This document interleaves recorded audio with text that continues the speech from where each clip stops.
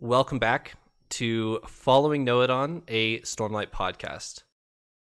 This episode is a very special episode. This is a full spoiler review of Rhythm of War and the previous three books. So if you clicked on this video expecting a normal Following Noadon podcast episode, this is your fair warning to click off now. This is not a Words of Radiance episode. This is a Rhythm of War full book episode. You guys might notice we have a couple of returning guests and a special guest. We have Kyle from Crem of the Earth. He has his own YouTube channel. He does specific YouTube videos about all things Cosmere, but a lot of Stormlight content specifically. So, Kyle, how are you doing tonight? I'm doing fantastic. Ready to be on the podcast. Cool. Tim and Andrew, you both have been on the podcast before. Tim, how you doing? I'm doing well. I'm excited to talk about this book. Great. And Andrew, how you doing? I'm doing fantastic. I'm excited to talk about this book. It's been a fun race through it, so. All four of us did race through it. Andrew, you're looking definitely the best dressed out of the four of us, so I applaud you for that. Is that fire? Thank you. Is that fire real or is it fake? Oh, of course it's real. This is our fireplace. Okay, wonderful. Yeah.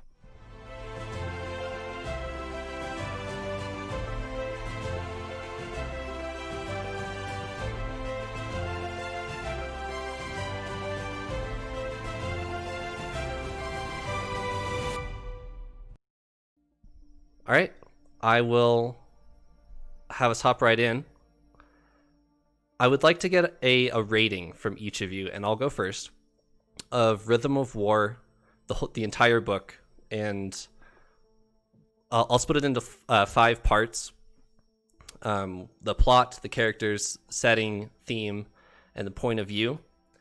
And as I go through them, I'll kind of explain each of them as I go. So from myself, I gave the plot a 6 out of 10, and I'll talk about this more later as we get into like the actual meat of the book. But I thought this book suffered a decent amount from middle book syndrome. I thought the plot specifically of this book kind of suffered. I didn't mind.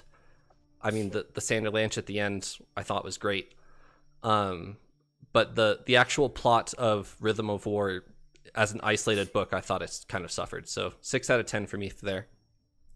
Characters, I was a big fan of all the returning characters we got, and the new characters as well. Raboniel, we got more Venli content, we got some more Esh and I stuff. I thought it was all really great, so I gave it a 10 out of 10 for characters. Setting, this book didn't really move that much. It was set in Urithiru for quite a while, and I'm a big fan of learning about Urithiru and the sibling and all that kind of stuff, so I gave it an 8 out of 10. It didn't really wow me with the setting, but it was all right.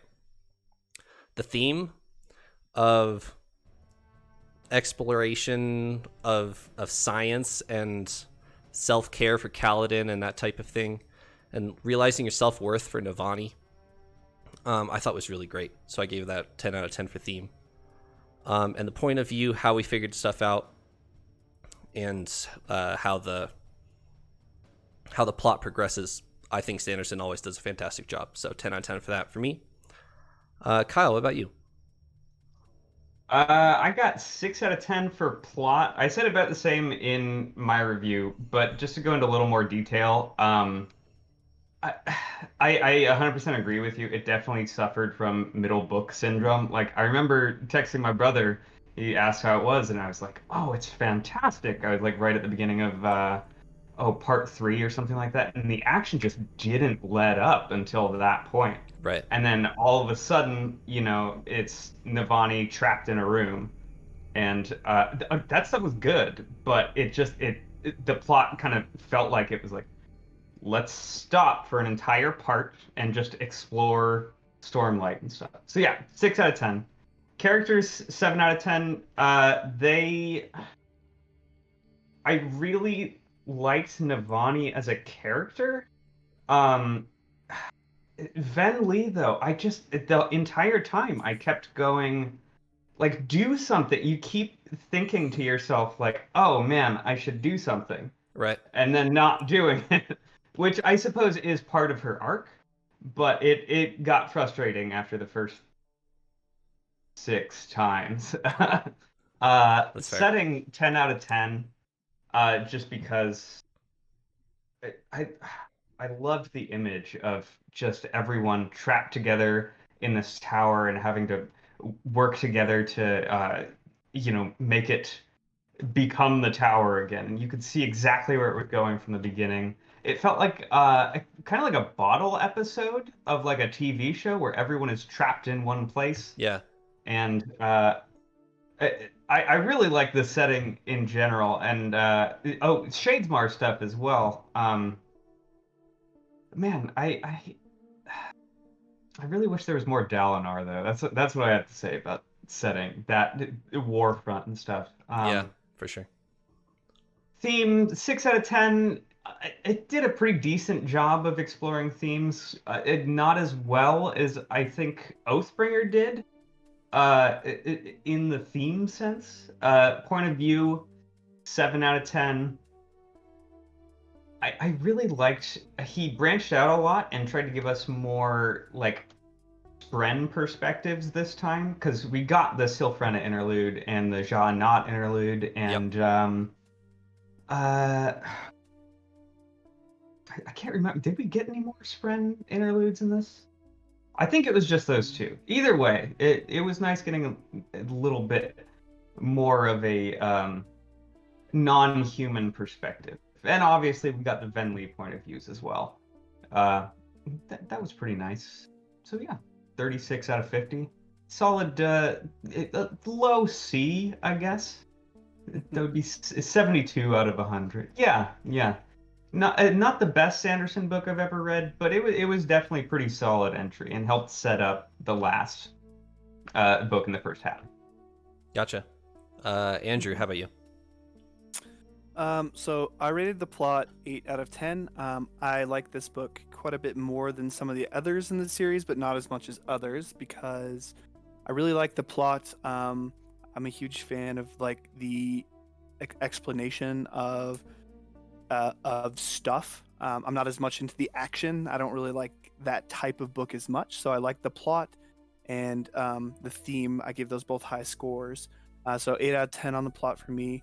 The characters got a 6 for me, simply because we saw a lot of characters that we've seen before, and then expanding on their characters, and didn't really add a lot more characters in. Which I like it when they add more characters in and tie those into the entire story as a whole. The setting I gave 7 out of 10. It was mostly focused in Urithiru as well. So the theme was slightly reflected in the fact that I liked the theme and the plot more. The theme was like from Navani's perspective of learning science and how the fabrials work and Spren work. I thought was fascinating because I've been wondering that since the beginning. So I really like that. I gave that 9 out of 10. And then point of view, I gave it 7 out of 10, just because I didn't it didn't feel as concise as other things of Sanderson's. So I gave 37 out of 50. Cool. And Tim? Awesome. Yeah, so I gave the plot a 7 out of 10 because while I'm still ruminating and it takes me a little bit longer to get to my conclusions as to why exactly it felt off, but this book just, I don't know, it started really well and then got to part 3 and then just something felt off and it just didn't feel like it was going anywhere, even though it kind of was. Kind of like the storm from Oathbringer, just stopping and churning and didn't feel like it was going anywhere. Characters I gave an 8 out of 10 because while they were good and I enjoyed it, I didn't. His other Stormlight books really do a much better job of, or so I see, is just expanding on the characters and bringing them from one point to another. And a lot of the characters, even though you could see their growth and what they spoke and what they said and even some of the things of what they did, and I just didn't feel quite as much of a growth as a person as some of his other books. And maybe that's just because they were growing in different ways as compared to the early ones. The setting I gave a 10 out of 10 because, I mean, Yorthiro is awesome and Shadesmar is really cool. And the theme gave a 10 out of 10. That's something that I think Sanderson always hits on the knob, hits the nail on the head, so to speak, and just does a really good job explaining and exploring those themes. And then the point of views, I gave another 8 out of 10 there, just because, again, something just felt slightly off. And the point of views with Oathbringer, you could tell, okay, this is Dalinar's book. But with Rhythm of War, I got to the end and it felt a little bit like Navani's book, but also I didn't feel like she grew that much. So maybe Venli's book, there was some confusion there for me. And so overall, I gave it a 43 out of 50. Still a great book I really enjoy, but not the best Sanderson book as a book by itself, so to speak. Sure. So, Tim, I'll just bounce this right back at you. Where would you put it in the ranking of all 4 Stormlight books, not including the novellas? If you want to put them in there, you can if you want, but just where would you rank them in the 4? For me, The Way of Kings and Oathbringer are about tied for first place. They are both excellent books in and of themselves, exploring those different themes and with very clear purpose. And you can see the growth of the characters within that, and it was very powerful to me as well. But so I arbitrarily put Oathbringer ahead of The Way of Kings, but they're neck and neck for me. And then Words of Radiance next. I thought it was a really good book. I really enjoyed it. And then I put Rhythm of War last in line because, while I don't know that you can ever call any of Sanderson's work poor, compared with his own work, it really was lacking something. Sure. Andrew, what about you? I'm actually in a very similar boat as Tim, but I think I've made it well known that I was on the Shallan track to start with, and so because of that, I like Words of Radiance better than the first one, than The Way of Kings, and then I would put this one last. Mine goes Words of Radiance, The Way of Kings, and Oathbringer. Those ones are really hard to distinguish, like Tim said, but this one definitely falls in the latter portion for me. Gotcha. Kyle? I always have such a hard time with these. And I love all of his books, especially the Stormlight books. But if I had to rank them, Words of Radiance would be first. I'm with Andrew on this one. I really like Shallan. She was actually, I'm in the minority here. She was my favorite perspective in Way of Kings. I kept, right? Ah, man, you're a good man. I knew we'd get along. I kept wanting to get back to her, and her and Yasna are always fun. But people always are like, Kaladin. I'm like, no. That's the biggest complaint I had about the Way of Kings. And the thing about Way of Kings is it's very Kaladin's book. Right. Like this didn't feel like Venli's book, you know. It didn't even feel like Navani's book, really. It felt like he was kind of splitting the difference there. Either way, back to the topic at hand. Words of Radiance, then Oathbringer, just slightly under that. Oathbringer also had it didn't have middle book syndrome. It had beginning of book syndrome. It took a little while for the momentum to get going there. Sure. But once it got there, it got going. And then Rhythm of War, it had a really strong first part. It slowed down towards the middle. And then the Sanderlanche just took it home. Way of Kings, again, I don't want to put it last. I don't want to put any of them last because I really enjoyed it. It's very hard. It has to do so much work in setting up this world, and I still love it. But that would be my last one. It took a while for that ball to get rolling. Kind of like Oathbringer, but you know the characters less well. Sure. So for me, I put Oathbringer pretty high. Oathbringer and the Way of Kings are pretty high above the other two for me, and I'll explain why. Oathbringer I am such a huge fan of because for 2 books, Sanderson has put Dalinar on this huge pedestal for literally everybody. Everybody looks up to him. And then about a third of the way through the book, he completely destroys the character, or at least what you've thought of as the character. And then he spends the rest of that book building him back up to who you know him to be. And he reassures you that no, Dalinar can still be this really righteous man, honorable man. He's just not perfect like you've been presented to. And I think that's such a cool book structure. I could go on for hours about Oathbringer. Then right below that is The Way of Kings. I'm a huge fan of Kaladin's story. I love Kaladin's progression through that book. It's so great for me. I'm on the, oh man, we have to read more about Shallan in this book train. I don't like going back and forth between Shallan and Kaladin. Just give me more Kaladin. I'm fine with Shallan as a character. It's just in comparison to Kaladin's story in that first book, I mean, it doesn't compare to me. Third, I have Rhythm of War, which actually is kind of funny because I think the points where Rhythm of War really shined for me were Kaladin moments. I thought Kaladin had some really good sections in this, specifically, and I'll talk about this more here in a little bit, but I thought Chapter 10, where Dalinar has to relieve Kaladin of command, I thought was such a powerful chapter, because you know why Dalinar is doing that, but you also understand Kaladin's point of view of, you how dare you take this from me type of thing. I thought that was a really cool character interaction there. And then later on, when he's trying to process Tef's death, which we'll talk about more later, but I don't know if I'm ready for that yet. But when he's trying to process that and how Dalinar helps him through that, I thought that was a really cool scene.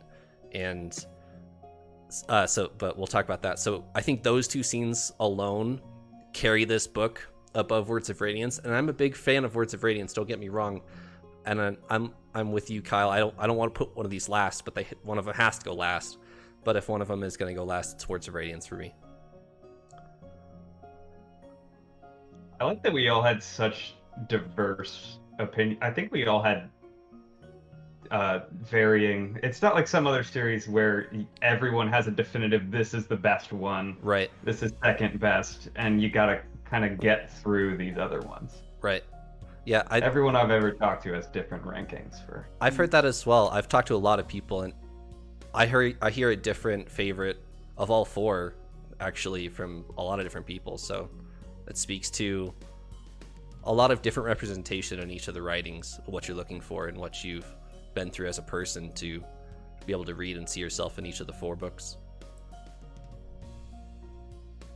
I kind of want to split this next part, which we kind of just want to dive into the actual book here itself. I want to split it into each individual parts, and we can talk about, I don't know about you guys, but part 3 and part 4 kind of felt combined to me. There wasn't a clear division there, but part 1, part 2, and part 5 all had very clear different settings, I guess, different plots. So part 1 I would like to talk about because it's a really cool Kaladin, Navani, Lirin kind of progression. You're getting a lot of Navani point of view, and so you're getting used to that going into the book. That's when it dawned on me. I'm like, oh, I'm not going to have Dalinar point of view in this book, am I? I'm going to have Navani point of view and get that relationship from the other side, which I enjoyed. I just kind of missed Dalinar, so, which is understandable. Any highlights from you guys for part 1? Really, Venli stood out in part 1 for me most of all. Maybe it was just getting like some really solid perspectives from her the first time, but it was really interesting learning more about Kholinar and just generally the fused in general, because there's so much gray area there that we didn't know existed previously, I guess. And Oh, and Kaladin and Leshwi. That whole kind of subplot that was started there. That was one of my highlights for part one. The parts that I liked were the fact that they introduced a whole line of new fused, which I immediately started like ticking onto the orders of radiance. I was like, where does this one fall? Where does this one fall?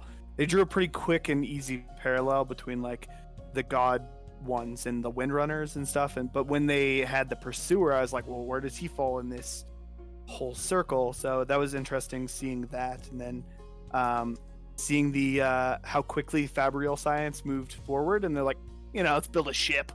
Right. Yep. Let's go save these people. Why not? So I thought that was kind of cool. I really enjoyed the fourth bridge scene because the first couple chapters, it describes it as a really foggy day, and Kaladin is running from the pursuit. I think it's the pursuers. We don't know him from by that name at the time, but the pursuer is trying to fight him, and he's dodging like through smoke, like through mist and stuff.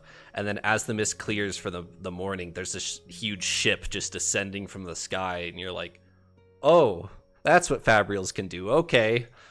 I thought it was really cool. Yeah, it's pretty cool. Picks up a whole town. Yep.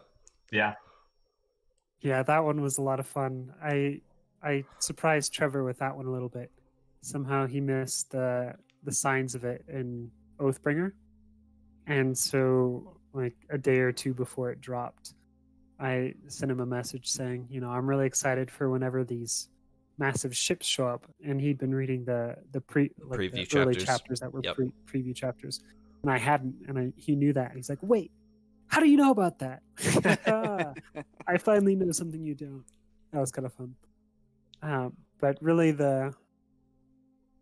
when Moash is talking with Kaladin, that was a very powerful moment to me. And that was the first moment as I was lying in bed listening to it, getting over COVID. That's where I had the first seeds of doubt of, maybe Kaladin won't speak the fourth ideal. Maybe he's going to die in the Defense of Earth Hero. Yeah. I thought the invasion was going to come a lot later as well. Oh yeah. That was really powerful. And then with Relaine refusing to bond an honor sprint who feels forced into it, that was really honorable. And I was expecting the honor sprint to be like, that's honorable, I'll do this anyway. Right. Did we didn't ever work out figure that out way. what happened with that honor sprint? I forget. I don't think he ever came back. Huh. No, we didn't find out what happened, but we know that he, was planning on bonding Relaine and then decided not to, so maybe bonded someone else. But yeah, I'm not sure. Huh. Yeah, I actually forgot about that, to be honest, with everything else going on. Yeah. It just that interaction between Kaladin and that honor sprint, and then later on with Savani and the sibling, really like underline like this isn't this doesn't have to be 100% the Sprin's choice. Like and this is really like driven home later, but this isn't the Sprin's choice fully. Like the humans can be like, we need you to do this, and they're like, okay, out of a sense of honor or self-preservation or something, they can just choose to bond someone. It doesn't have to be like a perfect match. I mean, a sibling was trying to bond Relaine there for a little bit. Mm-hmm. Yeah. And, She was. He just wasn't in the room at the time. It What wasn't the bad right time. luck, right? I could have swore that he was going to. I was like, when is I this know. gonna happen? End up doing Navani, and you're like, Yeah. Yeah. Yep. It's great. Oh, I also realized at the beginning of this book that minks are cats. they're also an animal, aren't they? Wait. They're like it's in the same way that chickens are all birds. Right. Yeah. Minks are basically like all small mammals. Yeah. That's the way I understand it, at least. Because like Oathbringer, they mention something about in the Oathgate place in Kolinar, And that made me think of something that Adolin said in Words of Radiance about he was referencing a lion. And then somehow all of that clicked. I'm like, oh, minks are cats, like chickens are birds. Huh. So when they That's call kinda the Herdazian general the mink, does that really mean like a fox or something? What does that mean? I don't. They Fox or really, like I mean, like Kaladin didn't know what a dog was. Right. So they just no frame of reference, I guess. They just he's the small mammal, Yeah, I guess. I Yeah. guess. Small mammal. Well, they mention, I think Lift sees what she calls a mink carrying a rat in its mouth as it walks off in the tunnels, or maybe it was Dalinar jumping up and seeing into the tunnels Yeah. in Erythrio, and it just kind of clicked for me. Anyway, It's not like super a important. cat or It's kind of fun. fox. Or... Yeah. Would they know the difference? I don't. Who knows? Would I know the difference between a chol and an axe hound if I saw one? Probably not. Or a Probably white not. spine, you didn't Or a end up white getting spine. yourself killed. Right. Exactly. That one though, I'd probably look at the spine and see the color and be like, maybe I white. should watch out for this one. Yeah. In theory, at least. Before we keep going from part one, I do want to highlight again the interaction between Kaladin and Moash. And honestly, I thought that arc was going to be resolved by the end of this book. I didn't think Moash was going to make it to book 5, and I thought there was going to be something there that, because that interaction happened really early. Like, what was it, chapter 6, chapter 7? And Kaladin freezes, and Moash knows It was exactly. very fast. Yeah, Moash knows exactly how to push Kaladin's buttons and what to say to him to get him to freeze in battle. And I thought that was going to play into it later, and it kind of did with the Teft betrayal later. But I thought that was going to resolve immediately, like in this book. And there's actually a lot of things that I thought were going to be resolved in this book that weren't. But that was one of them. And There was not a lot of resolution at the end of this book. Yeah. It all very like it'll get resolved in the next one, but there's a lot of setup in this book, and that worked in some ways. He's definitely sorry, setting it up for the next one where it's going to be like consistent and intense. Yeah. Yep. There's another one it's Adolin and Dalinar's friction there. That once Adolin has discovered that Dalinar has killed his mother, he hasn't forgiven him for that, and he holds it against Dalinar that he's presented himself as such a highly man when he's really not in Adolin's eyes, and that wasn't touched on again until Adolin thinks about it once in Shadesmar, or maybe he has a conversation with Shallan or something about it, and but that isn't resolved either. So, did we get? I think like the 1 or 2 Renarin chapters we got. He was even thinking about it, but he seemed a lot more over it than Adolin was, which I thought was really interesting. I thought it would affect Renarin more, but no, Adolin definitely has some resentment there to deal with. I guess he was the big brother in all this. He's there seeing what's going on, and having to deal with his dad in ways that Renarin didn't really ever. He was kind of protected from in a way. right. I guess. It's a hidden blessing to not have a super great relationship with your dad like that, because then you can't be backstabbed when you realize that he killed your mother. Interesting way to think about it. I thought it was interesting how Dalinar in this one was trying to recoup his losses with his kids by spending time with Elikar's son. Yep. And like teaching him in ways that he never did his own sons. I thought that was an affirmation of like his his character continuing his pedestal, as you put it earlier. But it's weird. I did pick up on that as well, and it's interesting because he's doing it in a way that Evie specifically wouldn't have wanted. He's bringing what's Elkar's son's name? Gavinor? Gavinor. Yeah. Gavinor. He's bringing Gavinor to the battlefield, and Evie specifically didn't want that for Adolin and Renarin and her sons, and that's why. And she was very much against that LovetheLie culture of raise them, get them used to the battlefield young type of thing, which is what the LovetheLie do. And that's what Dalinar was trying to do here, is trying to amend that and be a better father figure for those underneath him.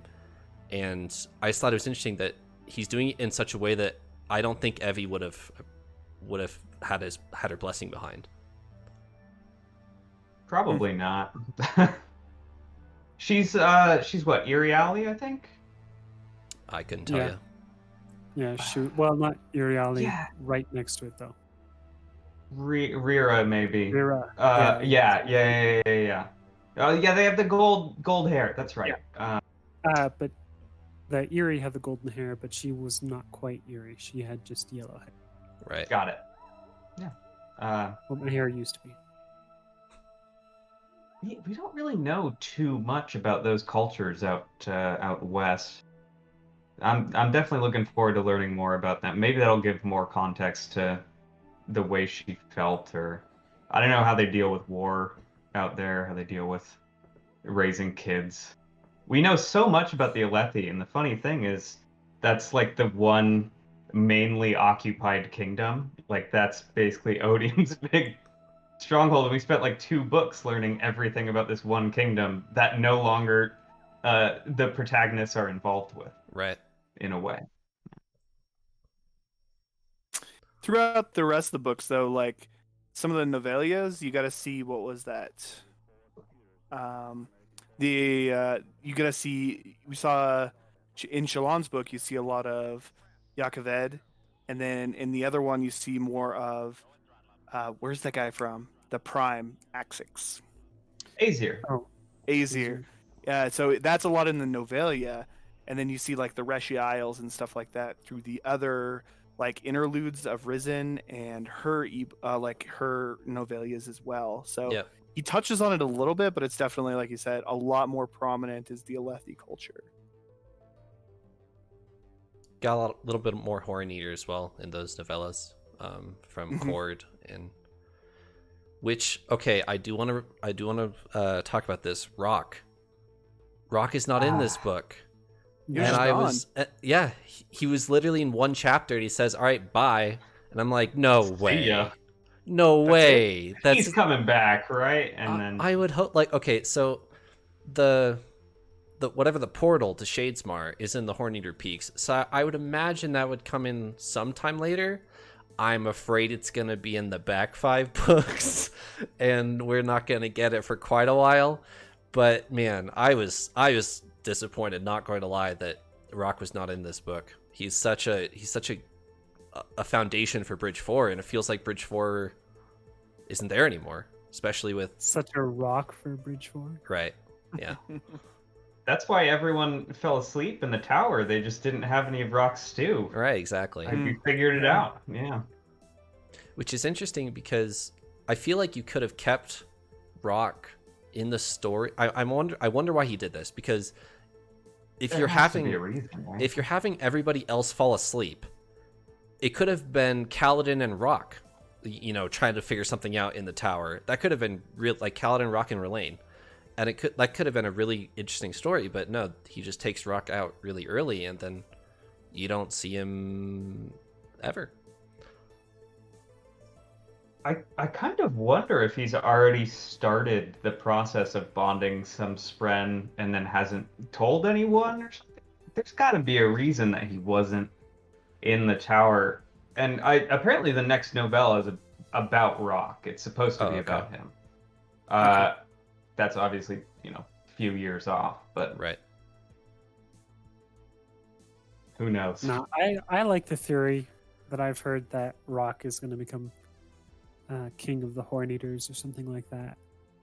And I'm interested to see where that goes, to learn more about them, and why Rock was doing what he was doing, what he was doing. Did it get there and he was imprisoned like Kaladin was feared, or like Kaladin feared, or what exactly is going to happen? The tie that like Rock severs there seems really deliberate, whether that's he was locked up or whatever, but he deliberately doesn't respond when Kaladin says, "Hey, Tef died, we're going to have a memorial, do you want to come?" And he doesn't hear from him. So I don't know what that means for where, like, maybe he's off somewhere and he can't respond or something. I don't know. It was really ambiguous, the wording. Oh, I'm sorry, go ahead. No, you can go ahead. I was about to. It's just really ambiguous the way he worded it. When he said that, I was really worried that Rock is going to go home and he has to be punished, right? Like, to me, that implied that Rock is going to get killed. And so, I don't know. I was nervous about that the whole book. I was like, oh, shoot, Rock is going to get killed because he took up the bow. And I don't know, but if they're coming out with a novella about him, who knows? Honestly, it would be kind of ironic if they kill him because he killed.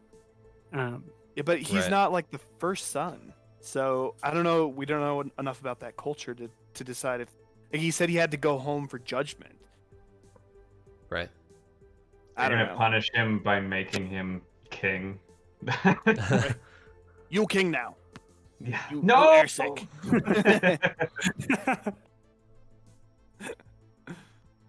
All right. Do you guys want to... This will be a nice, interesting tie-in into the next couple parts. But Adolin. Adolin in this book, he has a really nice chapter. I believe it's chapter 12, where Syl goes and finds Adolin and says Kaladin needs help. Kaladin is in a really bad spot right now. He needs help. Adolin goes and finds him, and he says, "All right, we're going drinking." And Kaladin's like, "Oh, I'm not gonna drink." Adolin's like, "I don't care. Get your stuff. We're going." And it's a really nice starting point for Adolin's character in this book, because, I mean, he ends up going to Shadesmar, and there's some interesting conflicting thoughts about Adolin and Shadesmar that are on YouTube and Twitter and stuff. So we can talk about that in a second. But what did you guys think of Adolin? Not just in part 1, but pushing forward as well. Well, I guess I'll start us off. I think Adolin is struggling very hard with the fact that everyone around him has bonded Spren, and they're all now super powerful. He used to be this huge dueling king. He was great, and everyone looked up to him, and now he's basically irrelevant. And so I think we saw Adolin go downhill, and now we're starting to see him rebound a little bit with his character arc of, like, he's trying to remake himself in a way that he can be useful. And a way that can be useful is by being supportive. Like, he can be supportive. He can be there for the people who fight. He can go as a representative to Shadesmar. And then eventually he can stand trial for what his people did, like, as a sacrifice. But I think I think this is all a compensation because he can't do what he is used to doing, which is fighting the battle.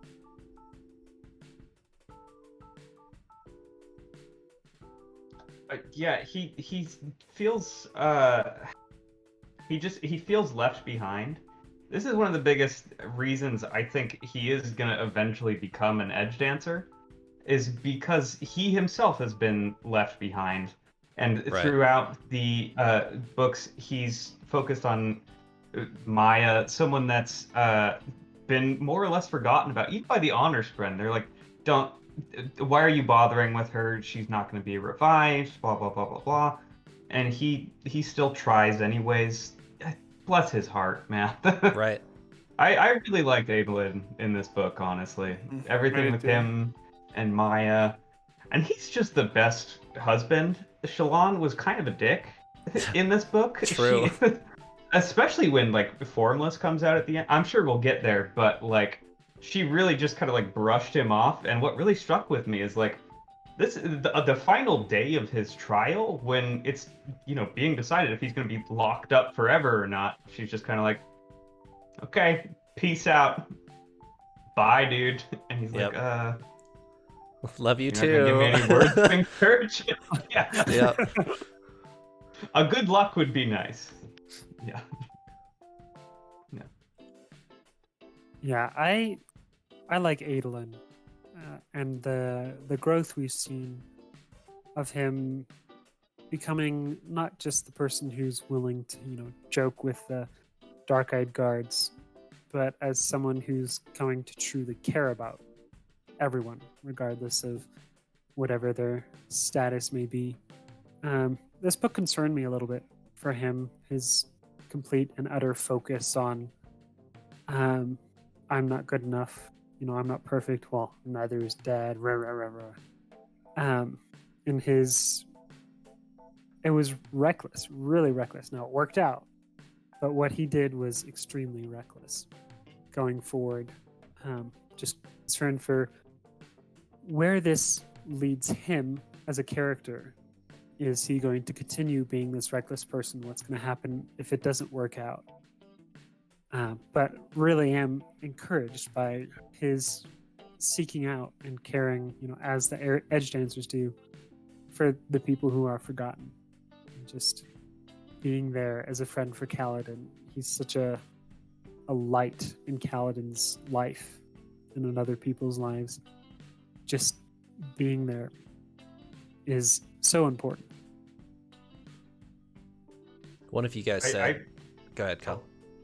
I just really want to see him support Shallan I want Shallan to support him in the way he supports her. Yeah. And hopefully with her personalities kind of being, more or less mending themselves back together now, she will be able to be there for him. Yeah. Shallan was really weird in this book. She went full split personality, like completely hiding stuff away type of stuff. Because before, as Veil and Radiant kind of became their own characters, it was there, but it wasn't to the extreme that it is in this book. It still felt like Shallan as a character, but in this book it was very explicitly stated, no, Shallan is not here. Shallan is hiding. You can't talk to Shallan. And that is really bold, kind of Brandon Sanderson to go that far with it, because I don't know. What did you guys think? I was kind of shocked that he went that far with it.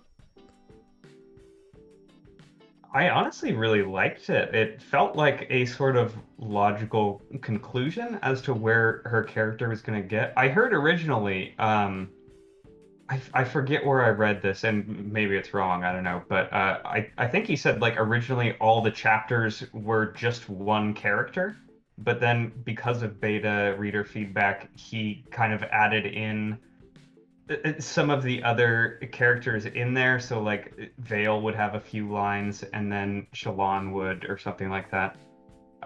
So they're all kind of intermixed and all of that. I don't know, though. I really liked it.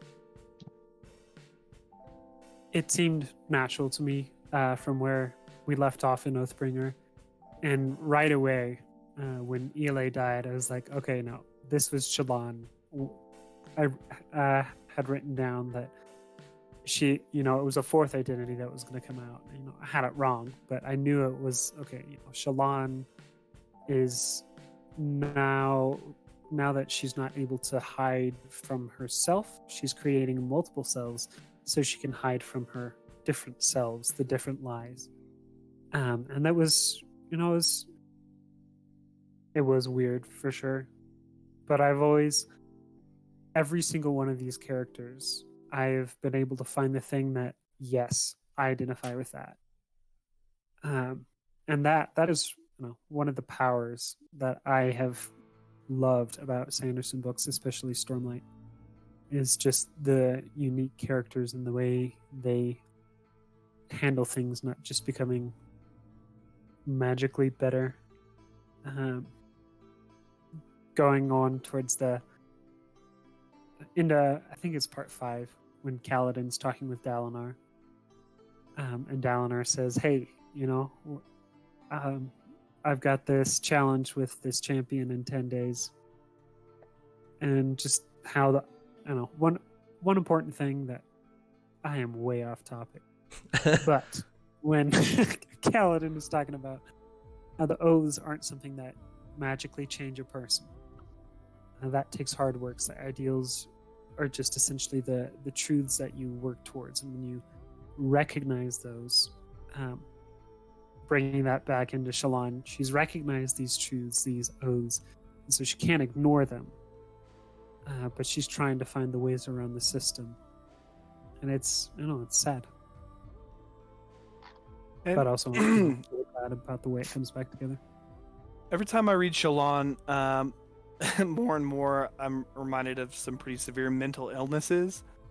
And I had a hard time distancing myself from that in this book because, like, she's like 3 people talking to herself in one, which is split personality disorder. And I was like, well, she needs this medication, this medication, this medication.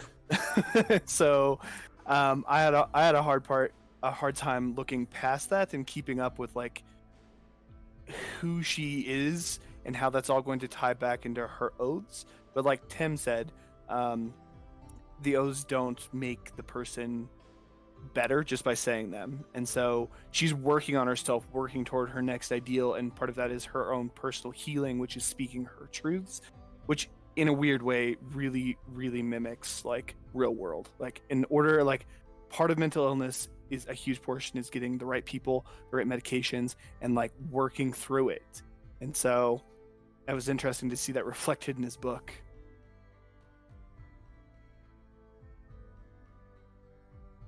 What ideal is Dalinar on? Ooh, The third? Sworn Third? 3? I don't think he's gotten to 4. he doesn't have a blade. I I don't think the Stormfather would be a blade either way for him. Yeah. Because, like, when he did actually summon the Stormfather at one point, when he was going through, like, some really severe stuff, and I think Yakaved, and then tried to get back to Urithiru, and the Stormfather's like, nah, I'm not doing that for you. And he's like, I need to get back anyways, and just, like, summons him anyways. right. And it was, like, a big thing for the Stormfather. Yeah. Because there was a bit in there, I think it was part 4 maybe, that Dalinar was trying to figure out, okay, why is everybody else progressing in their oaths and I'm not? And so he goes to find the bondsmith has a duel. I kind of dozed through that part, not going to lie, so maybe you guys can help remind me exactly what happens there. That's like the best part, man. Oh. Yeah, it was kind of dark and messed up. Yeah, I know Zeth was there and he killed Teravantian later, but yeah, anyway. That's later. Right. That's later, yeah. They had this big old duel with the Herald, and the Windrunners can't touch him. And then, Did you catch the part about the Spren? oh, where he's dissecting him? Yeah, I was like, what the frick? Dude, he's What? like, he's pulling Spren into the physical realm Yeah. and giving them bodies somehow that then don't survive more than, like, I think 15 minutes as long as one survived. And then Right. he's like dissecting them to find out what's going on. It's Yeah. bizarre. I thought it was super dark, and I loved it because I love dark stuff. I was like, yes, this is what we need. Yeah. I want to see more horror in Sanderson's works. I don't. You That don't? was very... There's a difference between intense and horror. I don't want to see more horror. I'm fine with intense and scary and nasty, but horror is different. Yeah, I'm not gonna lie, I completely missed that part. So maybe I'll need to go read it again. But yeah, I missed that. I really liked that part because it was very reminiscent of the Mistborn series, and that is a messed up series, and I freaking love that one. It is so good. I think it's better than the Stormlight Archive, but we can get into that later. Wow. And I was like, this is great. Like this is some Mistborn level stuff we got going on here. We're gonna bang bodies into each other. Ha It's man, Yeah, that, I just that want to know part's why wild. he's doing it.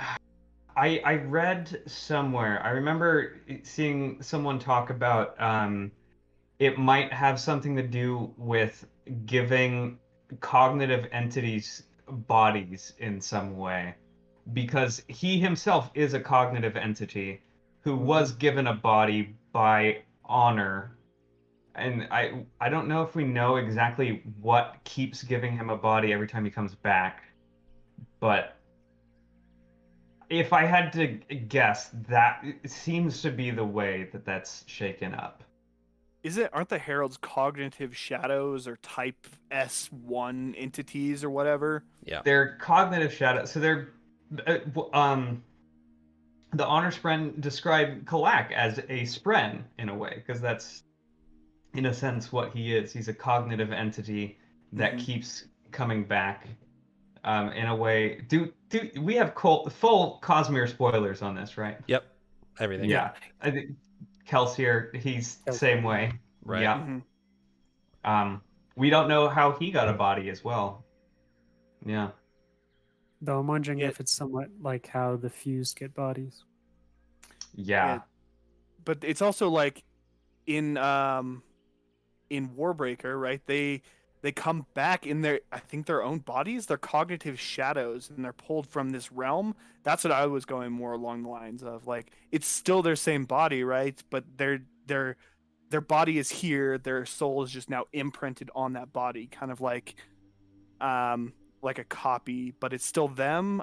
It gets kind of weird. Yeah. Yeah, that's a good question. I don't know if it's a reattachment to their old body, because we do know that, they're able to change what they look like Vasher. And so perhaps their actual body is not, their actual body, but it's just a manifestation of the power in a physical manner. Might very well be. I know, I feel like I'm, some sort of intelligent using big words. I mean, while we're on the topic, we can push forward to some part 5 theories. I'll go back to some other characters here in a second, but Thydakar, right? We're pretty the Lord of Stars. We're pretty sure is Kelsier, right? That's like 5 nines. Yeah. Basically 100%. Right. Yeah. That's interesting. That's really interesting. What is he doing exactly? Because Reyes keeps talking about it was more or less revealed in this that it is more of an economic organization than anything. Like, they're trying to get Stormlight off world, I think. Right. That's basically why they're on Roshar. What does Kelsier want with it? And yeah, Reyes said, sorry, go ahead. How long has it been from Stormlight 5 from Mistborn 3? Do we know? I know there's a timeline out there somewhere, but I don't know how long exactly. I've seen the Cosmere map. I don't know. It's Mistborn, and then I think 275-ish years later is when Stormlight 1 takes place. And then I know there's a 15-year gap in between the first and second halves of the Stormlight Archive series. And Mistborn Era 2 falls in that 15-year gap. Right. Yeah. Other than that, I don't really know. I know that Reyes he said that he wanted to capture the Herald to ask him questions to find answers to Thydakar's specific problem, which I'm wondering if it might be the loss of memories, which, using something like what's it called? Coppermind? Coppermind would be the answer to that problem. So I'm not sure if that's exactly what it is. You would know about that, you'd think. Yeah. Is he just losing his mind like the Heralds, and it's just going a lot quicker for him? I'm not sure. That was one of my favorite parts in this book, was with the crossover for all the books. So at this point, like last time I was on the podcast, I'd only read to Oathbringer, but now I've read all of them. And it was really cool to see elements from Elantris, elements from Warbreaker, and elements from Mistborn. And I was like, oh, using different metals in Fabrials, Seons are now in this, and then World Hoppers and the sword. And you're like, What? keep forgetting Shalon has a Sion She's now. a Sion. That's Yep. from Yeah. freaking Elantris. Yep. I was like, what? Right? Ah! Yeah, they Wha- just barely mention it. They're like, this being is called a Sion. Next chapter. Drop that right there. Yeah. That's a little pebble for you. Do How you- did that get here? All right. Do you guys think Mistborn, Warbreaker is already kind of a prerequisite to Oathbringer Words of Radiance? Do you think Mistborn now is a mandatory prerequisite past Oathbringer? I've seen a lot of debate on this, and it's while Sanderson might say that you kind of don't need to, all the series can stand on their own. There's so much more that you're going to be getting out of these books, having read the other Cosmere books, Right. especially having to do with like Nightblood. You get most of its backstory and stuff in Warbreaker, Right. Mm-hmm. and it I don't- kind of shows up out of nowhere. Even in Stormlight, it kind of shows up out of Mhm. nowhere. If you don't really know what it is or what it does, specifically from Warbreaker, and then like you were saying, the Fabrials now have like Mistborn tie-ins with all the different Yeah. metals and things. You're just gonna get so much more from having read Cosmere. It's almost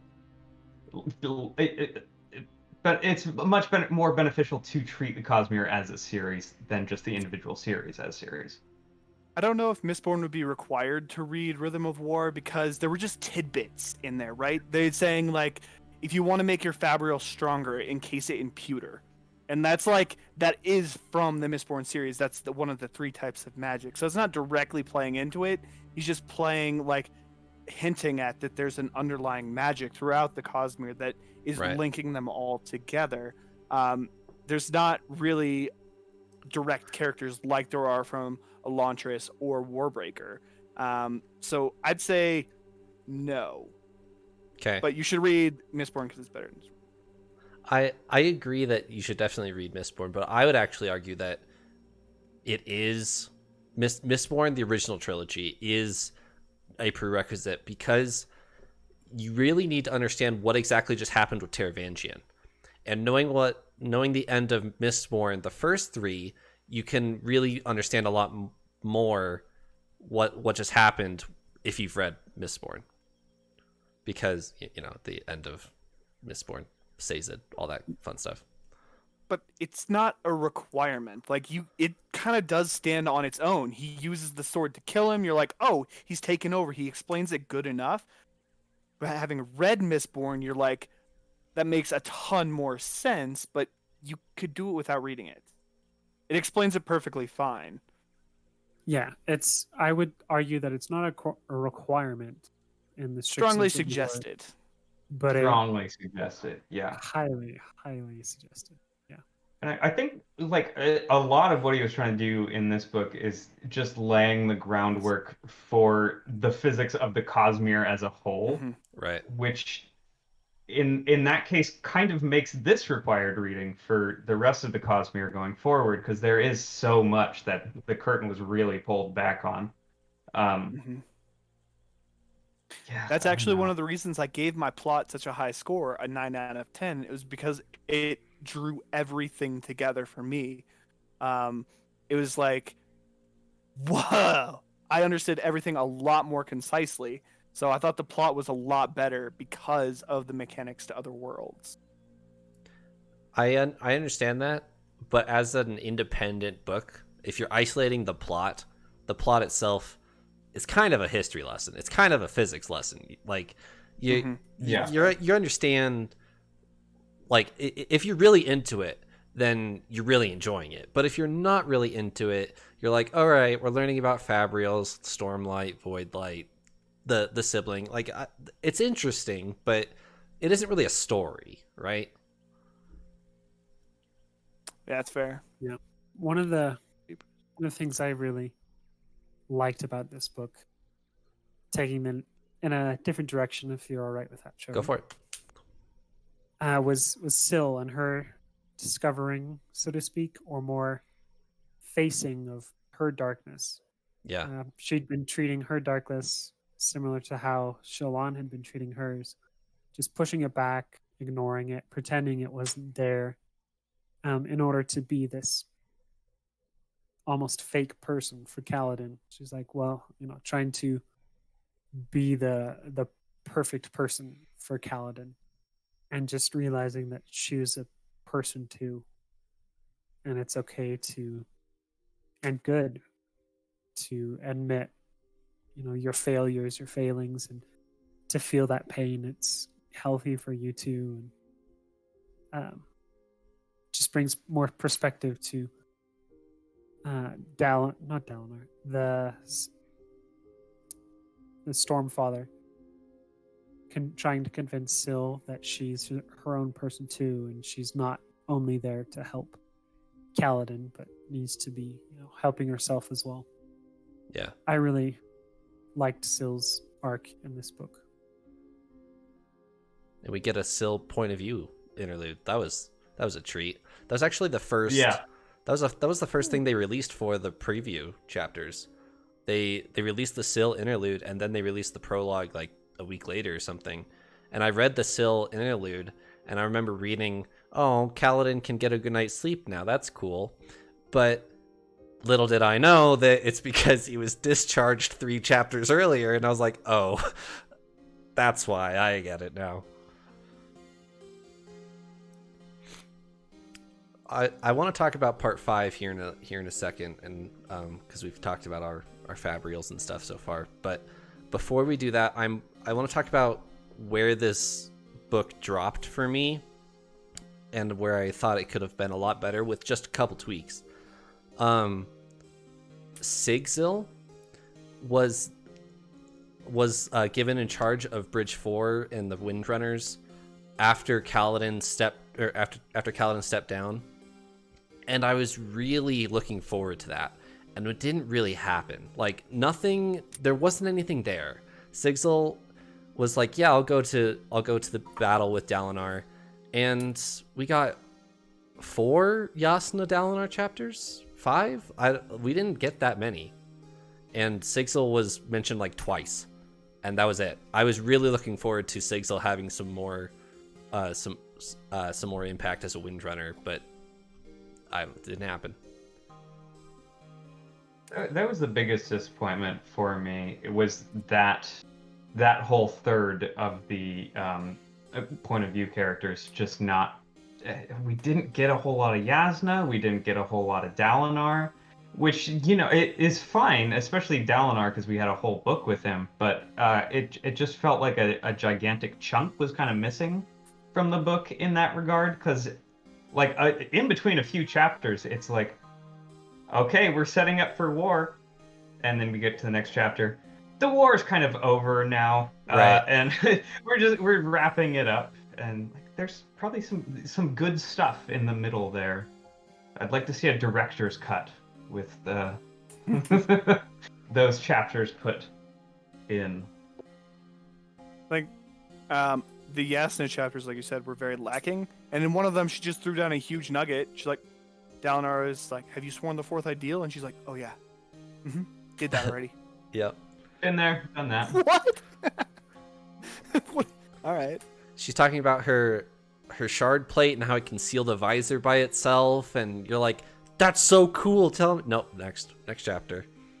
Just couple mentions, and I understand it's not Yasna's book, it's not Dalinar's book, it's Navani. I get it, but I would have liked a little Is bit it more. Navani's book though? Well, okay, Venli Navani. It's perhaps Genli Devani. Navenli. right. Navenli's book. A combining of the two. I understand that there's only so much you can put in a book, and this is a long book. But it was interesting, There's a lot for Sigzil there, and yet there's, very little explored there. We I haven't talked. suppose you can't fault him for focusing on what he wanted to focus on. Yeah, we haven't even talked about the rhythms yet. Should we talk about the rhythms of odium and honor and cultivation? So the sibling. So this is interesting because the sibling has its own rhythm, and it's a combination of honor and cultivation, right? And Yeah. the rhythm of war is a combination of honor and odium's rhythms. So now does the because honor isn't there anymore, how is the rhythm still there? I didn't get that if odium were to leave, would odium's rhythms leave? Would that leave the singers in a weird spot? I don't know how all this works. Anyone know? Honor's power is still there. His investiture is still there and is present. The vessel's definitely dead, but he invested so heavily in the Rosharan system as a whole that his investiture kind of permeates the land, much like Odium's, because he was just trapped on Braze so long. Like his rhythms are just a part of Roshar now. Right. And I would assume it would be hard for Odium to leave now as well. But we don't know, especially with a new vessel. I wonder if he's kind of like in Mistborn, preservation subsists for a while without having a vessel until they take up a new one. So throughout the book, they're talking like Odium honor lives in our hearts. So I'm wondering if, like, instead of the mists, if that is the vessel that honor's living through is in the hearts of men. The actual honor of men, yeah. Yeah, like, you know how it's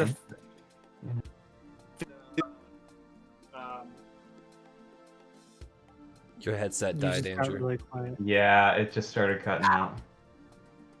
So the mists are a physical representation in the Mistborn trilogy, right? And then they subsist for a while without someone being part of it. I wonder if honor is still living, but instead of a physical representation, it's just in the hearts of man now. That's where honor lives. Right. That's actually a really interesting point, because the physical, would the physical representation of honor or the equivalent of mists be like Stormlight? And because we know that Stormlight, Lifelight, and Voidlight are all investitures. We don't know if that's specific to Roshar though or not, or if that's there's definitely some stuff about investiture that needs to be cleared up at some point. But I'm not sure. It's slightly confusing. I was slightly confused as well. That's the best I could come up with. I would have said honor spren are the equivalent, but there's void spren and odium still exists, so maybe not.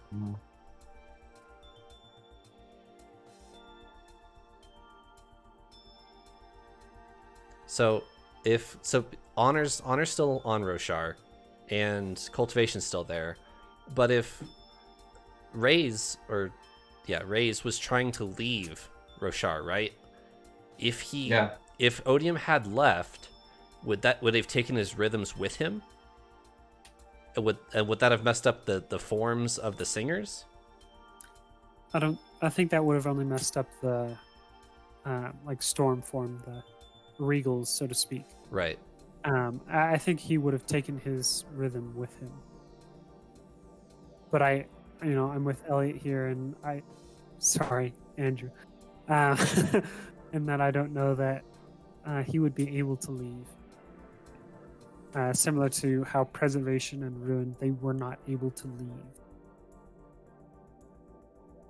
Gotcha. What about?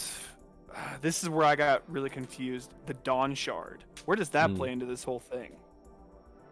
I know that's the Novelia, but like, where does that play in this? Like in this book, or like where? Like in this whole conversation, because right now we're talking kind of like about shards. Right. Is Risen now the new honor, or like was the Dawn Shard honor? I'm confused with that one beyond all belief. So I'll jump in real quick here, and you guys can take it away. One of the cool theories I saw about this after Dawn Shard came out and before Rhythm of War came out was Dalinar was really close to the Honor Shard himself, because at the end of Oathbringer, he talks about seeing feeling a warmth and seeing a light.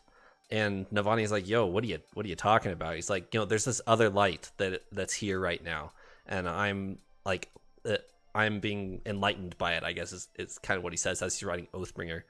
And Rissyn explains a lot of the similar things. It feels warm, like she sees a light or something. But that, I just wanted to throw that in there as we discuss this. I've definitely seen the theory that where Rissyn has picked up the Dawn Shard of Change, somehow Dalinar was either given the Dawn Shard of Unity or something along those lines, because it is described like very similarly. And he does keep hearing that voice, like, unite them, unite them, unite them. Right. In the same way that Rissyn, I can't remember the phrasing exactly, but she does keep hearing that sort of voice. Where this relates to the shards themselves, we don't really know, I don't think. So given enough time, could Rissyn then become a god? And with her power? I think it would be a time, and she'd need investiture of some sort. Because she doesn't currently, she's not bonded to a spren, and she doesn't have any power to speak of. Yeah, my understanding is that the Dawn Shard is a command, and what you need is intent, power, and command. So she can create intent herself, just by being able to think. She's got this powerful command that, like when Yasna is soul casting, she's got a very strong will. She's got a very strong innate command, so to speak. That apparently becomes easier when the realms are united. But I guess the Dawn Shard is an external command, and then the dangerous part, according to the Sleepless, is if she were to gain power, because then she could combine the three and do powerful things. Not sure exactly what that means yet, but we assume that one came from Ashen, their previous world that they destroyed. Because I had read it, and I thought that might have been Honor, and that was his rhythm relating to the Dawn Shard, and I was a little confused, so thanks for clearing that up. I'm more than a little confused, even if I think I understand everything we've been presented, so, I think we have a good amount of the puzzle, but there's some really big pieces still missing. We can get the general picture, but not the tiny details. And there is definitely some clarification needed to be done on commands and intent, and if they're different concepts or part of the same concept employed differently, or what exactly is going on there. Right. All right. I do want to talk about a couple more things in part 5, and then we'll talk about book 5 and what we think is going to be happening there and what won't be happening there, etc. There's a couple, if you guys have other things to bring up as well, but I think it's time to talk about Teft if we're ready. So I'm never ready. I was a big Teft fan, so when Moash confronts him and he chops Lift in half with his shard blade, and then kills Teft, I was like, no, you gotta be kidding me, dude. He's past the point of irredeemable now. Right. No. All I can hear is Phantom of the Opera, past the point of no return. Look it up. It's great. Yes. I was really sad he killed his spren first, and so Teft felt this massive ripping, and then he killed him, and then I felt this massive ripping. Yeah. He'd come so far. He had come so far. It was so good. And Teft thought so himself. He's like, yo, I've been 6-7 months clean of this fire moss, and I'm making it. I'm doing it. No. He thought he woke up from like a fire moss hangover, but no, and he was so happy, but then Moash just had to do his Moashy thing. Not about it. And oh my gosh, how did we not mention this? He's blind. Oh, yes, yeah. Hallelujah. Moash is blind. Yeah. Yeah. I'm not sure exactly how that happened, and I think it was left a little ambiguous intentionally, but it was something like the light of the tower itself combined with Odium's not sucking the pain away in time or something like that. But yeah, no, he's straight up blind now. Do you think maybe, I don't know if this is too early or not, maybe we'll get him with some Inquisitor spikes in? That would be kind of cool. Ooh. Maybe. That's an interesting You heard it here theory. first, folks. Wow. Whoa. I'm a big fan of that. That would be What would it awesome. look like during a storm? Just pure white? Oh. Maybe he's gonna be the champion and fight with the spikes in. Oh, Right? yeah. Can you imagine Inquisitor fighting Dalinar? That's all I can think about now. Oh my gosh. Goodness. Oh. So in that same scene after Kaladin kind of loses it, there's like one line and it says Kaladin's eyes glowed. Like I don't remember the color it gave, Yellow, but red. it was like yellow, orange, red something. And I was like, that's not Stormlight. Wait a minute. Specifically like Odium's or the colors associated with Odium. Right. Yeah. Not sure exactly what was going on there. And Kaladin lashed the pursuer's head over and over until it ripped off. That was and dark, I was and like, I like that. wow. You get it. You Yep. get it, Callan. Really just Because you see Kaladin kill people all the time in like the typical soldier's fashion. This was like humanizing, right? You're like, yes, he deserved that. I wish it would have been Moash, but little tangent here, but Pursuit reminded me of like just some angry teenager on the internet, like Right. I'm gonna get you, and then like that's all he can think about, and they taunt him by calling him the defeated one at the end. Yep. Yeah. I didn't even know you could lash a part of someone's body. I thought like the body was a single thing, but nope, he lashes specifically his head until he rips it off his spine. I was like, wow, that's some mistborn stuff for you there, Andrew. that's Mistborn level stuff. He's definitely like tying things like together in his writing styles. You're like, woohoo! Yeah, no, I just had this thought of maybe that yellow-red light was, because Kaladin was fighting then from rage or fighting for revenge. And so perhaps he was somehow harnessing Odium's power through that. And that was him, falling to the dark side, so to speak. And then he goes back to, like Moash thought he would, to just, giving up. And then thank goodness for Dalinar. So Giving him time. I didn't cry at Tef's death, but when Kaladin was falling from Urithiru and we get the Tien scene that Dalinar provides, that's what hit me. When Tien confronts him and says, "No, you were there for me, Kaladin. I saw you. You were there. You did everything you could." And after that, that's when he says his fourth ideal is that I may not be able to save everyone. That's what really broke me, and I was ugly crying for 15 minutes. I'll admit it. That one hit me hard. Yeah, same there for me. I was oddly okay with Teft. Teft was totally fine with it. He's like, my Sprin's dead, but it was worth it. And then he dies. I'm like, you know what? What a way to go. If I have to go, that's great.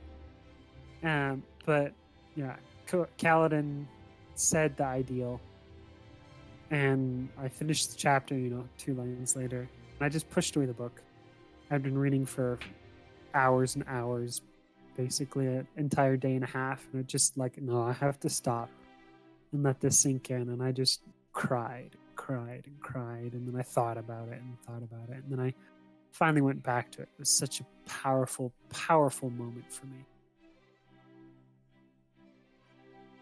And it was very poetic too, because there was so, especially with Moash, like trying to get Kaladin to specifically jump off something, and he did in the end do that. But not only did it work against Moash, because he was doing it to protect his father, Right. but he even swore an ideal on the way down and met with Tien. It was a lot. I loved it. I thought it was great. And Syl holds his hand as he's going, and oh, She forgets the words, but he's like, no, I've known Yeah. him. I've known him all along. yeah. And he swears it. shook me Perfect. when Syl's like, I can't remember the words. This What? was my favorite arc in this whole book. It felt like him letting go of Bridge 4 in a very tangible way. Rock is gone, Sigzil's gone. For a lot of it, Teft is gone, and it's just him. And he's okay with that now.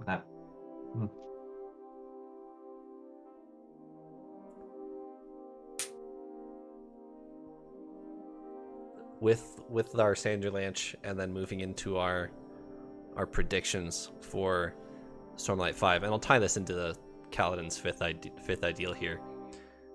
I personally, this is my bold prediction, I don't think Kaladin will say the fifth ideal. And that is my like grand like whatever.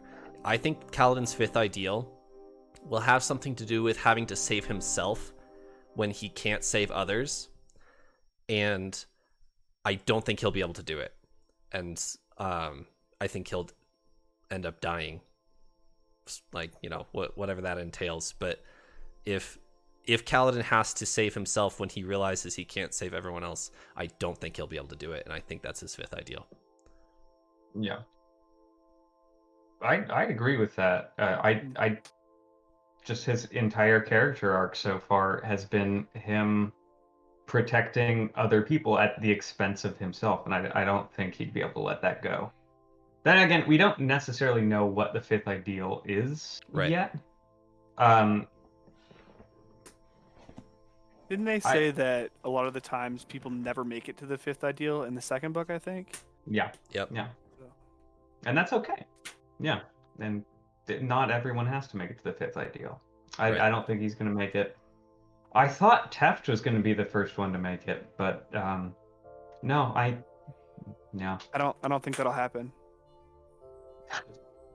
What makes you say that? Just a little bit of heartbreak. Yeah. I think, which actually this might tie into one of my disappointments I've read before. Sigzil might actually be our ideal 5, because he's a very logical lad. So that if it has to do with the preservation of life and saving yourself when you can't save other people, he actually might be able to say that pretty well. Has he followed the theme pretty consistently where, like, because Yasna just said the fourth one, so maybe she could be the fifth. Right. Like, it doesn't have to be a Windrunner. Sure. But his theme so far has been a Windrunner every book. Kaladin specifically. One ideal per book. I wish we had a better ideal or idea of what all the ideals are, or at least the general sort of concept for each order. And we already have a pretty good idea for Windrunners and I guess Lightweavers, but for like say, like Yasna, Elfcallers, we don't really know what those ideals would look like, so we don't know where she is in her journey. You know, I think we'll see someone of it at some point, probably in this next series, swearing the fifth ideal. Because even though the Skybreakers talk about how, you know, one of them, it took them, 20 years or so to swear the fourth ideal, and that was somewhat fast, but war is the great. Can't think of the right word, but it makes diamonds out of coals, so to speak. And in war, it really refines people and brings out the qualities that they have hidden, whether for good or for bad. Whereas in peacetime, which the Skybreakers were in peacetime, it takes a lot longer to grow as a person and to grow into these different areas that if you're just thrown into, like happens in war, could happen a lot faster. Part of me thinks that Zeth will actually be the first to do the fifth ideal. He has seen so much and knows so much more than we know about him. Yeah. I think he will be the first to do the fifth ideal. Book 5 is Zeth's book, right? That's been confirmed. We know that. Yep. Mhm. Yeah. Yep. And it's set up a little bit about his father and the other honor blades, so there is plenty of setup for that. I can get behind that. He's on his track to go swear. Is it the third ideal or is it the fourth where he has to cleanse? It's the fourth. It's the fourth. So we might see that, and then at the very end push into the fifth. That'd be my hypothesis if we're going the direction someone has to do 5.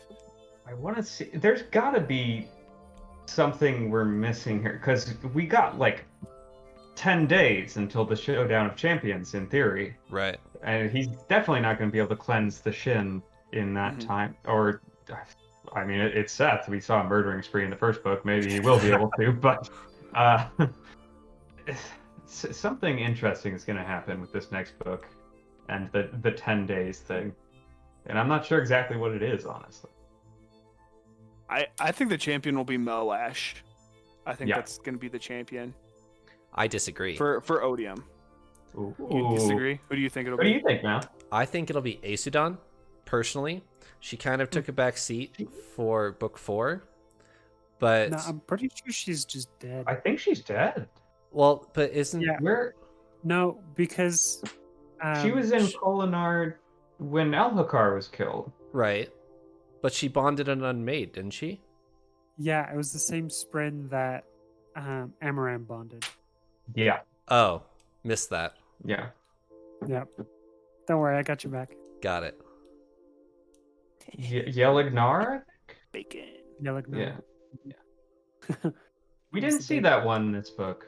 But there were a lot of unmade that were left out of this book. Yeah, the Unmajor hit really hard last book, but not as much this one. Mhm. There may have been We some still don't even know what the Black Fisher or the Dust Mother do, or if they correspond to any powers, or yeah. How many there may be- have we seen so far? Let's think 5? about this. I want to say 5. Janat, Thrill. Thrill, Ba Edo Mishram, Almeida Rishram. You've got The Midnight Mother. Death Rattle. Midnight Mother. The Death Rattles? What's Yeah, Yeah, that's Olmec, Oh yeah. Olak. Yeah. Yeah. the Night There was Watch. another one in the tower, the big blobby one. Yeah. The Midnight Mother. The Midnight Mother. That's Midnight Midnight Mother. Mother. Yeah. Ooh. There's the one. Wait a Is, second. is the Night Watcher one of them or not? Oh, Yelignar, the one that we saw bonded with. Oh, and then the Rebel, the Heart of the Rebel.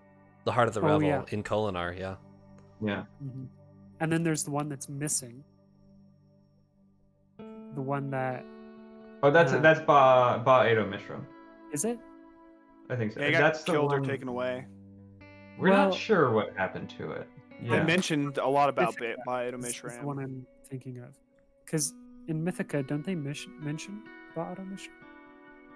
Or do they not? That it has to do with connection to the Spren and to Roshar in general in some way. Taking that away is what sucked all the forms from the singers, apparently. But beyond that, I don't think we know a whole lot about that Spren. Someone, Kalak, it was very insistent on freeing Yeah, it was Fido, if I remember correctly. Yeah. Yeah, because they mentioned something about how it wasn't possible for there to be a Deadeye before the Recreants. Yeah. And so Oh yeah. I'm imagining that there was a difference. They assumed it was the Recreants was the problem, but really it was imprisoning Ba'aro Mishram that caused the Recreants to have this big problem of dead Spren walking around. So I'm curious if they're going to free Ba'aro Mishram and then all the Spren are going to wake up again. And that'll be interesting. That would be interesting. Then Adolin becomes an edge dancer, everything kosher. Yep. Yes. He's already got that bond Sure. ready to go. It's on speed dial, yeah. He's gonna go straight to the third ideal. Maybe he'll be the fifth ideal next book. Who knows? Just speed runs them. Adeline will be the Yeah, first it- person to swear the sixth ideal. Just makes his own and swears it. Am I the Flies right past Dalinar and Bond's honor himself. Suck it, Oh, Dad. Our own ideal. Am I the only one that doesn't want Adolin to be a Radiant, and I want him to still be just a normal guy? Like, I kind of want him to be a normal guy, and like him and Maya are just like friends in a way, and she has Right. like another bond or something like that. But she's like, "Hey, you helped me get out of this hard place," or something like that. But he's like I don't know. He doesn't have to be a Radiant, and that was a big part of his plot in this book and Dalinar specifically saying, "Hey, why don't you find yourself a nice Spren while you're out there, and maybe you could become a Radiant too." I don't need that, Dad. I can make my own path. right. And yeah, no, he's doing a pretty good job. No, I feel like he and Maya are going to end up being something different from Radiance, but also something a step above whatever us normal people are. Right. Yeah. I wonder if They, specifically being a Radiant is tied to Roshar, and you have to be on Roshar for it to work, and then Adolin is going to be excluded from that because he has a Spren in Shadesmar. Like, you can only summon your Shardblade on Roshar because, honor and the ideals are there. But I wonder if he'll be different because him and Maya could leave. I wonder if he'll become a world hopper. Right. Yeah, that could be interesting. Mm. yeah, because there's a certain level of connection that is the Ghostbloods problem that they're trying to overcome, which, I mean, we know they eventually overcome it, at least in Scadrial. Do you think the problem is that, like, Kelsier can't get off world, and he's trying to? No, but Kalak is trying to get off world as well. Yeah, no, that might be the problem. That might be That- part of it. He's trying to leave because we know Kalak can't leave currently. Yeah. Why can't Kelsier leave? I don't remember. Because he was be invested with Preservation's power. Got it. He's too, Mistborns are too heavily invested, I guess. Yeah. Yeah, Hey, maybe like the not quite radiant, but more than a normal person is like the misting or fairing equivalent of Roshar. Mm. Maybe. No, maybe they're. I feel like we can learn so much from Wit about why he can travel places, but he's still a cognitive shadow. We haven't even heard it yet. Sigzil was like mentored by Wit at one point. Way back in the first Oh book. my gosh. Right. The first Yeah. book. Yeah. And that's then- still nothing that's happened there yet. And There's then, something going on there. oh my gosh, what did you guys think about the last, like the prologue? They always do something with Witted during the prologue. And I was like, he has breath and they took it away or changed it? The frack is going on? You mean Wit's gonna know. You mean the epilogue? But He yes. already knows. The- He already knows That's the it's something. prologue, sorry. Yeah. He's gonna find out really quickly.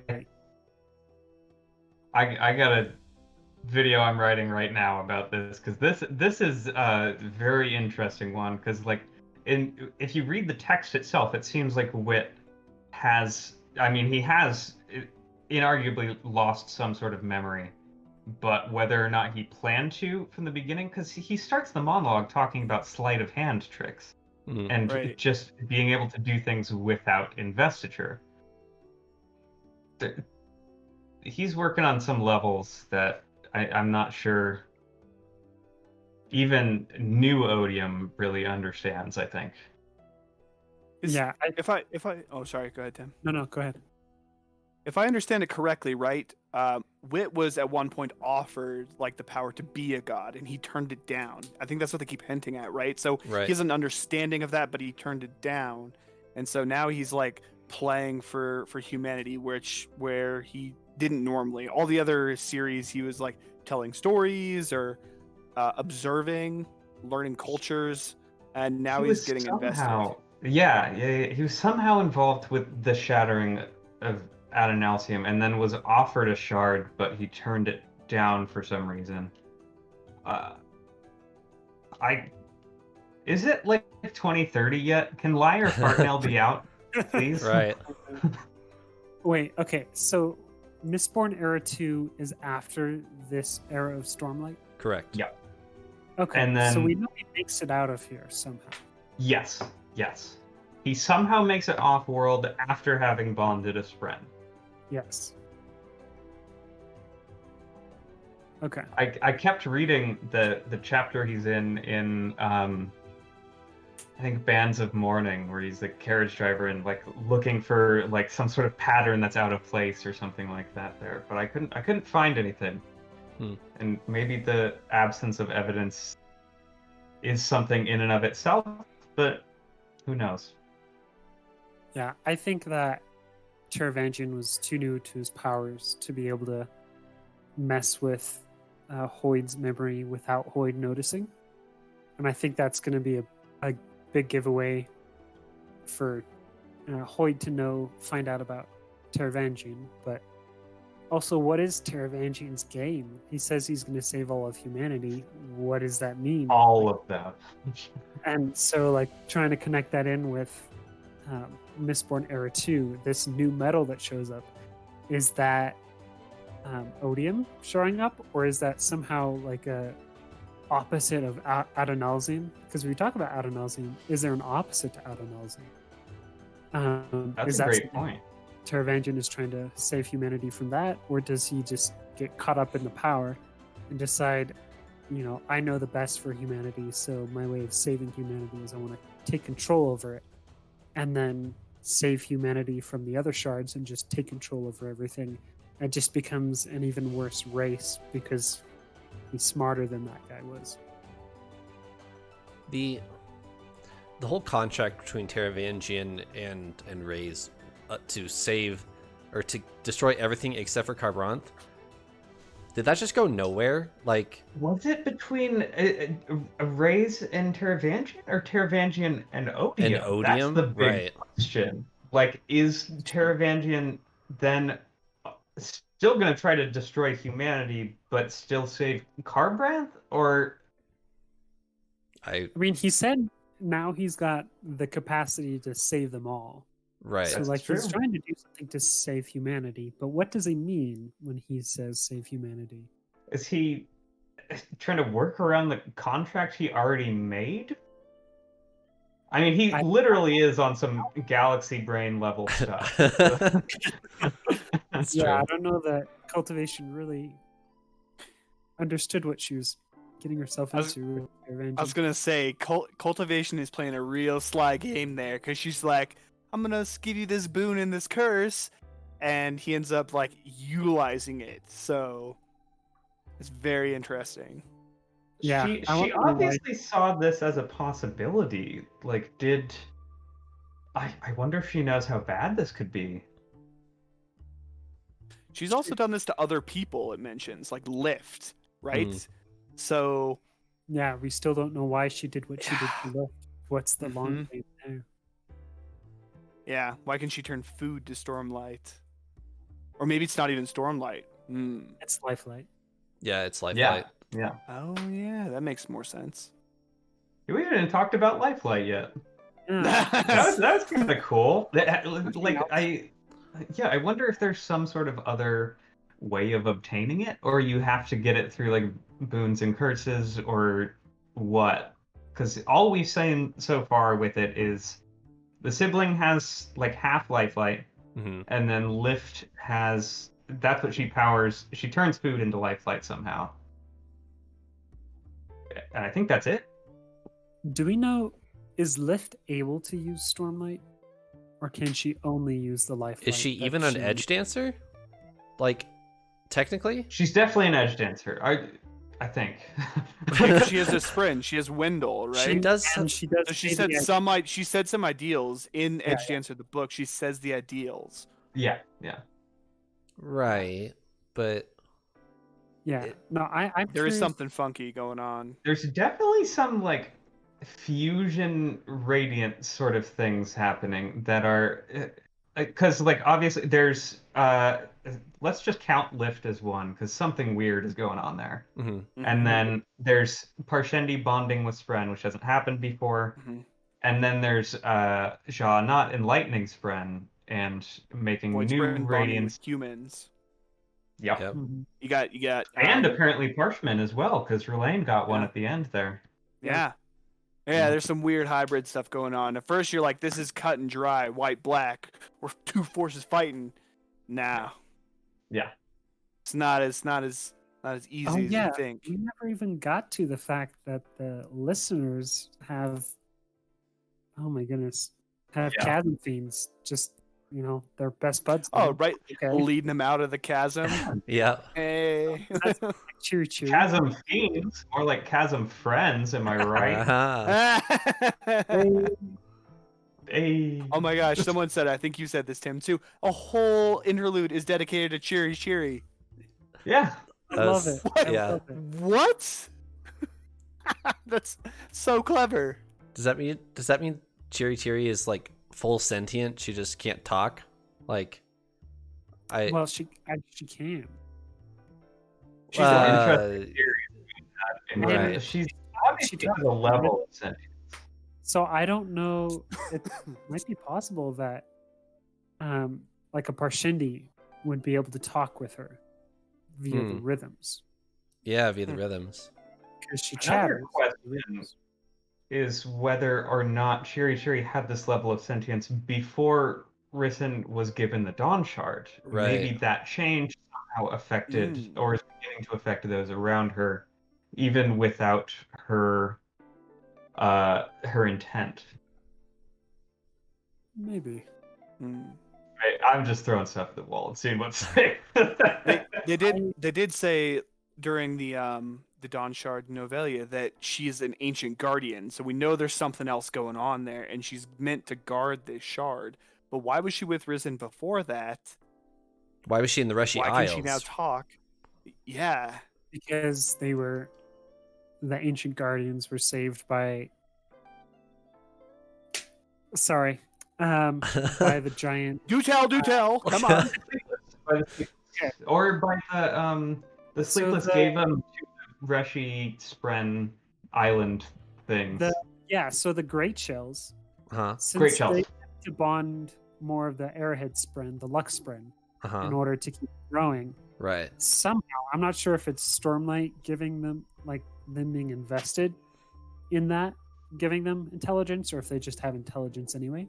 But somehow Great Shells, I'm pretty sure, are intelligent species of Roshar that have just been ignored as these giant Islands. beings you have to kill, including like those Great Shells, including Chiri Chiri in them, because it was said in the novella that the Larkin were taken in and saved by the islands themselves. And now we know that the Chasm Fiends are able to think, at least to some level, to be able to save and talk with the listeners. So there's some deeper level there that I am really excited to see. Side note, if you kill a Great Shell, how big do you think that thing's gem heart is? Are you talking about the Chasm Fiends? Or No, the islands? The islands. The islands? Oh my goodness. Oh. That thing would be huge. About this. Island. I mean, we've had an interlude about it, and I still can't imagine in my head exactly how big they are. I actually have no idea. They gotta be like gigantic island size. Like, She larger said than if she Wayne. fell off the head, it would be 1,000-foot drop. Right. Like, and then like how big is that thing sitting out of the water? And then how much further are they below the water? Like, are there tentacles happening down there? I don't know. Yeah, those are huge. They say when they Well, pick their feet up, they walk. And because the Santhid saved. Wow. Maybe I'm thinking too much about that. So big. Yeah, it was a nude, Rather nude high large. jump now. Huh. I am curious what the title is that L lost to a human. I think it's the one that Navani got. And I'm curious what the significance of that is. Yeah, I haven't even had the chance to think about that because they were kind of introduced right at the end there. Mhm. The epilogues were theirs though on what was it, at the dawn of the first of 10 days or something. Yep, the Which- epigraphs. Yep. The last final 10 We days. now think of we now know are the 10 days before Odium and We're assuming Dalinar that, but have- yes. we assume that, yeah. Days of- Speaking of the epigraphs, Sazed has a letter to someone. I don't know who he's talking to, but Sazed's talking to someone that's involved in Roshar here. Is that part Sure. 3? I think it's part 3. Mhm. I thought think it was still. Is that yeah, it's probably to Hoyd. I mean, we're assuming it's to Hoyd, but I think Sazed's actually going to show up in in some manner in book 5.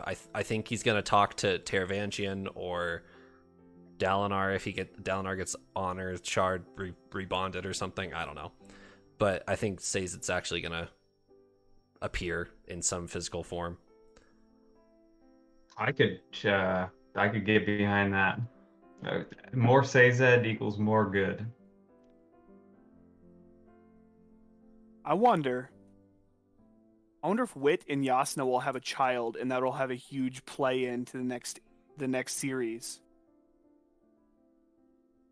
I doubt it, but it's possible. But I doubt it. I doubt it, but it is possible. Yeah, They said they were kind of lovey-lovey. this is true. This is true. Yeah, I'm curious how this sibling was created. I don't need all the details. Don't need to know the details. When an honor and a cultivation love each other very Very much. You get a Oh, man. pillar. It's a baby pillar. It starts off as a column, grows to a pillar. You put a little rock on it, infuse it with some Stormlight, some Lifelight. And eventually, you just have a tower. Things get out of hand.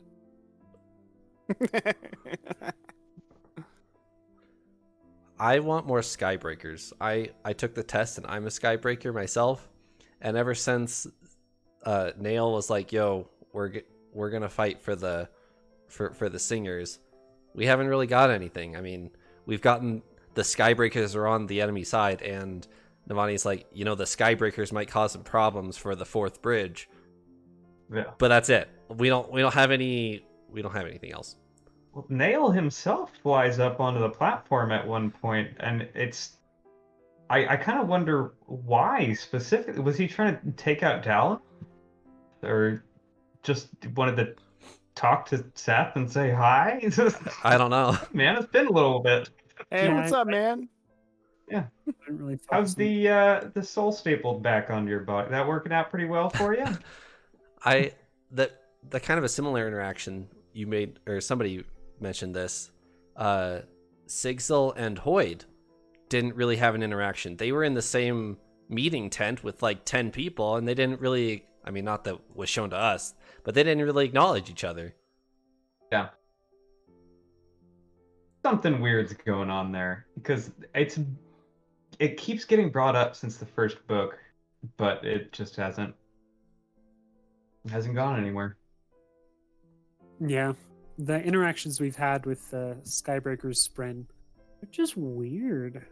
Yeah. I'm not sure what to make of it. They're really not like any other type of Spren we've seen. Mm. They barely appear. They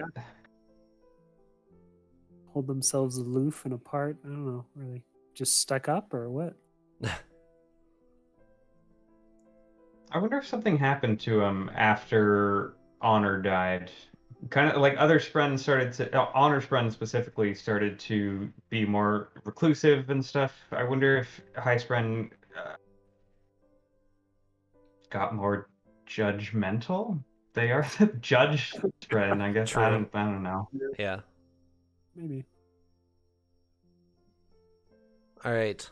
We can begin to wind down. Any closing thoughts for Rhythm of War as a whole?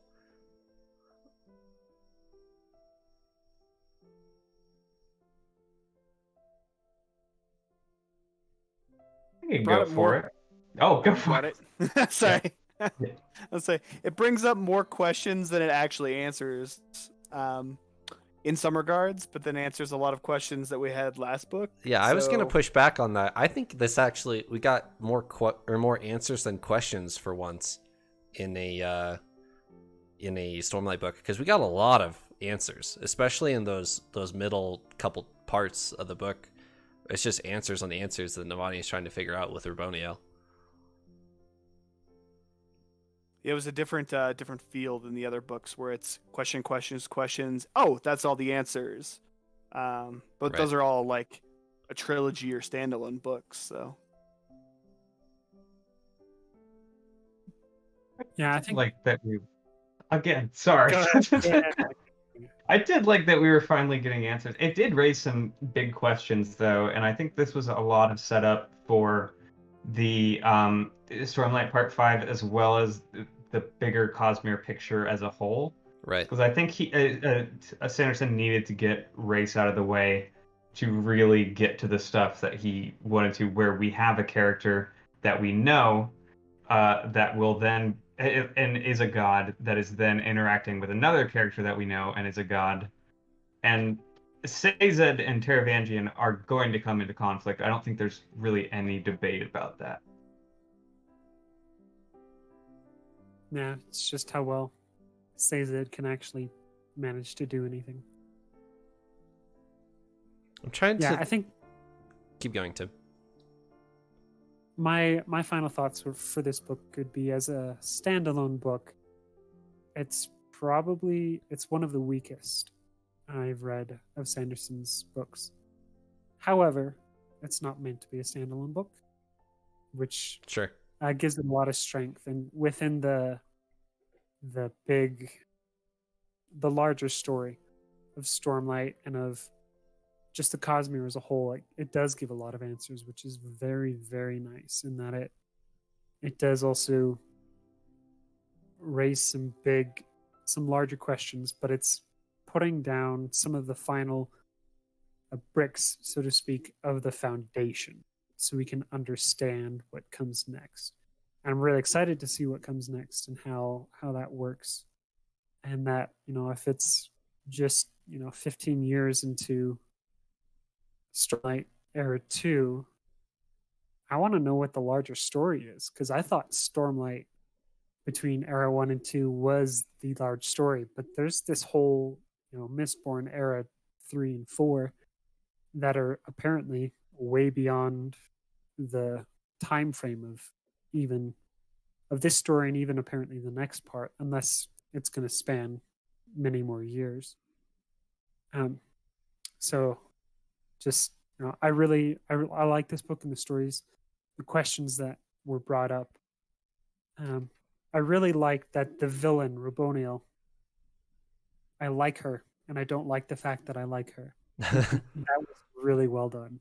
I think it's totally fine to like a villain. It means the villain's written well. Yeah. Yeah, I agree. she was You just like the her, antithesis of Navani. She's absolutely the antithesis of Navani, and she's like scary relatable. Right. for the reason you see, like, oh, I can relate to that, and then she's like, okay, I'm gonna kill all your friends also, and you're like, no, Don't do that. Don't do I'm that. trying to like you, please. Just step Yeah. back a little bit, like pull back. Yeah. I was really happy with the technology progression we got between Stormlight 3 and Stormlight 4.